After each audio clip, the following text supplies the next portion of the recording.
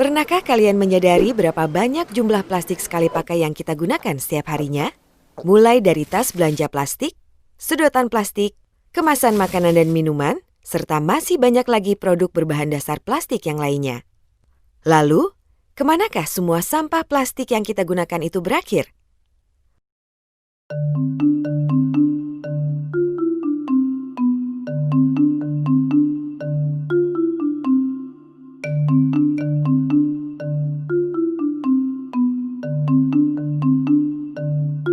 Plastik, material berkarakter ringan dan tahan lama ini pasti akrab dijumpai dalam keseharian kita. Selain praktis, plastik sangat digemari karena harganya yang relatif murah dan mudah didapatkan. Namun sifatnya yang tidak mudah rusak membuat plastik sulit terurai sehingga tidak ramah lingkungan.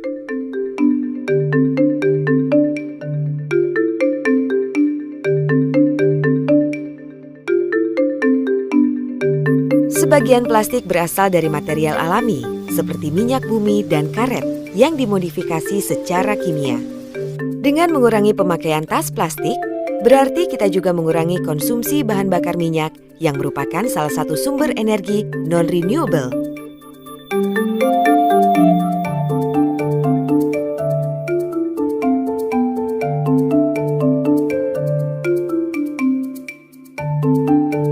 Plastik membutuhkan waktu puluhan hingga ratusan tahun untuk dapat terurai secara alami.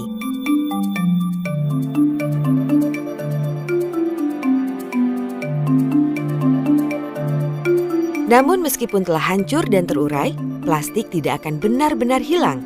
Akan tetapi berubah menjadi partikel plastik berukuran mikro atau yang dikenal dengan sebutan mikroplastik.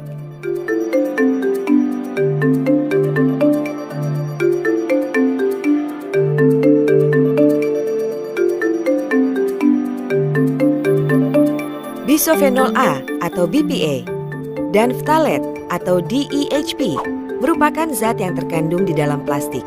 Berbagai penelitian menyatakan bahwa kedua zat kimia ini berdampak buruk terhadap kesehatan karena berpotensi merusak hormon dan sistem reproduksi. Bahkan bersifat karsinogenik apabila terakumulasi secara terus-menerus di dalam tubuh.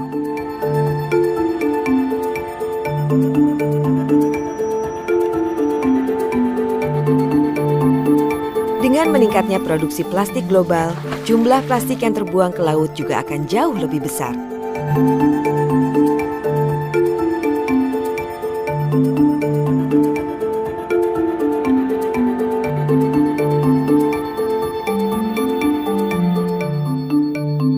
Hewan laut yang menjadi bagian dari rantai makanan akan menelan plastik termasuk partikel racun di dalamnya, yang kemudian pada akhirnya kembali ke atas piring yang kita makan.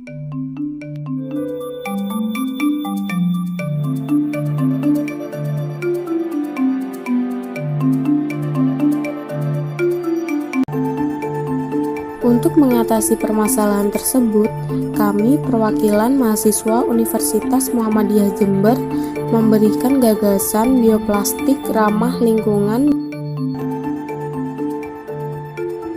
berbahan pati suwak untuk menciptakan Sustainable Development Goals 2030 nanti, yang menitik beratkan pada poin 15 untuk menjaga ekosistem daratan. Konsep ini terbagi menjadi 3 tahap. Pada tahap awal adalah penanaman suwak serta perawatannya hingga nantinya suwak dapat dipanen. Bagian yang digunakan sebagai bioplastik adalah umbinya. Bagian daun dan batang suwak yang tidak dimanfaatkan nantinya dapat dijadikan bahan pupuk kompos.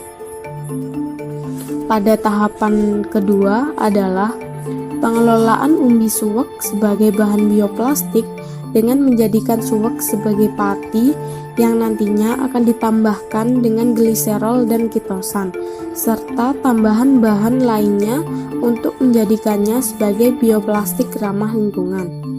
Bioplastik ini nantinya akan hancur secara alami serta akan menjadikan kompos bagi tanaman, serta jika sampai di laut, bioplastik ini akan hancur dan terurai serta tidak mengganggu ekosistem laut.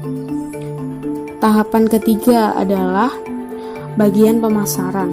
Hal ini dilakukan untuk mengetahui peranan serta perkembangan berjalannya proses produksi bioplastik. Bioplastik dari SWOG ini nantinya dapat berjalan apabila adanya peranan pemerintah sebagaimana pembuat kebijakan mengenai akan terrealisasinya bioplastik ini. Produksi, jumlah pemakaian, dan pencemaran lingkungan akibat limbah plastik nyatanya kian hari makin bertambah banyak. Bisakah kalian membayangkan bagaimana nasib bumi beberapa tahun mendatang apabila kondisi ini terus-menerus terjadi? Pilihannya ada pada kita. Satu perubahan kecil dapat berdampak besar.